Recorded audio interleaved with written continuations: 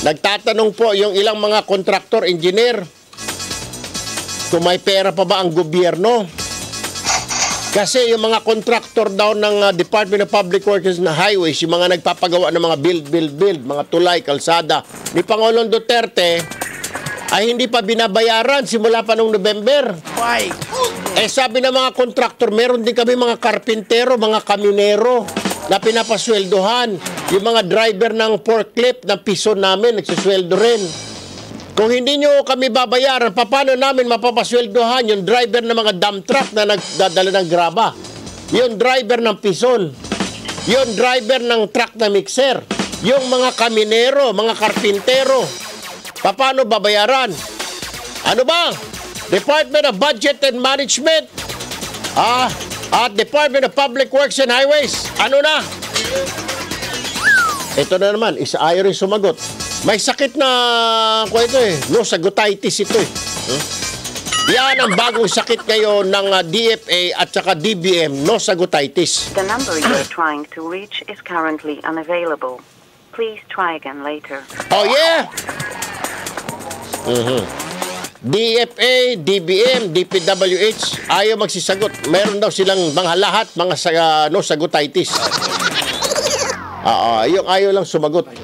Kasi hindi alam siguro isasagot ng mga buang. Yang hindi pagsagot-sagot ninyo, nagiging ugali nyo ng mga lekat kayo, ha? Ewan ko ba? Dapat ito, pagsipalitan na ito ni Pangulong Duterte. Ako na mismo nagsasabi. Pare-pareho tayo mga kakampi ni Pangulong Duterte, pero may mga problema ho sa mga departamento ninyo, sagutin ninyo. Ha? Hindi pwede ang Pangulo ang sumagot yan, kayo ang sasagot dyan. Correct ka dyan. Dahil sa katangahan ninyo, kaistupiduhan ninyo, katarantaduhan ninyo, mga sekretary, ang tinatamaan si Tatay Diggs, yung tao sa taas. Dahil sa incompetent kayo, mga hinayupa kayo, sumagot kayo. Para hindi tamaan yung pobre na wala namang kinalaman doon sa passport yung mama na yan. Wala namang kinalaman yung mama na yan sa Malacanang tungkol sa mga bill. Inutos niya, mag-bill tayo. Kung wala ng pondo, sabihin nyo, sir, wala tayong pondo, tingnan mo na, i-slow down muna, hindi na natin nababayaran yung mga kontraktor. Dahil yung mga kontraktor umiiyak, ala na pansweldo sa mga kaminero nila, sa mga forklift operator, sa mga operator ng pison, operator ng backhoe. Wala rin silang pansweldo. November pa, ano na ngayon, January na. Ang tanong nila, babayaran ba sila o babayaran? Problema, sabay pasok na hindi kayo sasagot kagad pag tinatawagan kayo. Diyan kayo magaling . Pag ang pagiging incompetent at inutil na ninyo ang tatanungin, kasi hayahay kayo, mga buisit kayo, nasanay kayo. Dahil yung Pangulo natin, kaibigan ng lahat, mahal ng maraming tao, pati ng mga ilang broadcaster. Pero kung ganito naman ang performance niyo, kahit ako, Duterte supporter ako, mga hinayupak kayo, kahit nasa gobyerno ako, dito sa Radyo Pilipinas ako, uupakan ko kayo, mga jablo kayo, kung hindi kayo magsitrabaho. Because trabaho nyo yan, kaya kayo nilagay ni Tatay Digong dyan, magtrabaho kayo para sa sambayanan. Mga buwisit kayo, dagdag din kayo problema sa gobyerno. Dagdag kayo sa high blood. Ewan ko ba? Ako, kung hindi kayo kayang upakan ng iba, ako uupak sa inyo kahit dito ako sa istasyon ng gobyerno. Mabuti nila nga, umalis ako sa PTV. Dahil kung nandun ako, baka hindi ko kayo mabanatan. Dito sa Radyo Pilipinas, mababanatan ko kayo. Wala akong pakialam kung sino kayong kisihudang sekretary kayo. Sekretary Demonyo ka, Sekretary Belzebul, Sekretary Lucifer ka. Wala akong pakialam. Gawin mo ang trabaho mo para hindi ka mabanatan. At hindi kawawa yung Tatay Digong. Magtrabaho ka. Oo, tao ka ni Pangulong Duterte. Pare-pareho tayo. Ako tao din. Pero ako magiging bastonero rin yung mga buwisit kayo. Niloloko-loko nyo ang taong bayan, mga Judas, Hestas, Barabas kayo. Mga impacto. Alay, kanina bayan, pasensya na ho kayo. Marami nagtatanong bakit mainit ang ulo ko. Paano? Tatawagin mo itong mga sinasabing kakampi natin. Yung Department of Foreign Affairs, kakampi naman ho natin yan dahil mga tauhan ho yan ni Tatay Diggs.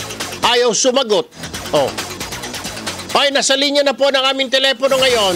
Mabuti pa ito. Si Congressman Rolando Andaya Jr., ang House Majority Leader. Magandang umaga, Congressman Andaya, sir. Ay, magandang umaga rin po, Erwin, at sa ating listeners. Oo, abay, ano ho itong latest na nakita ko, nag-file kayo ng mandamus daw sa Supreme Court para po yung ituloy yung pang-apat na tranche ng salary increase po ng mga kawani ng ating gobyerno. Oo. Na ayaw po ibigay ni Secretary Jokno. Oo.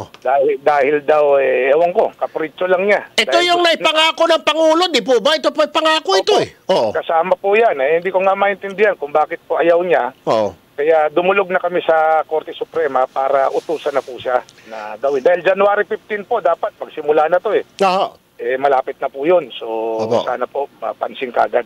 Sir, meron din ka akong ilalapit. Ewan ko kung pwede nyo pang ipatawag siya dyan sa Kongreso o nasa recess na kayo ngayon. Kasi yung mga contractor po natin ng mga highways, na mga bridges, November pa pala hindi nababayaran ng DBM at DPWH. Ang sabi po ng mga ito na nagsumulat sa akin ng email, Mr. Tulfo, we have lowly workers like carpenters, operators of backhoe and dump truck drivers na kailangan na paswelduhan.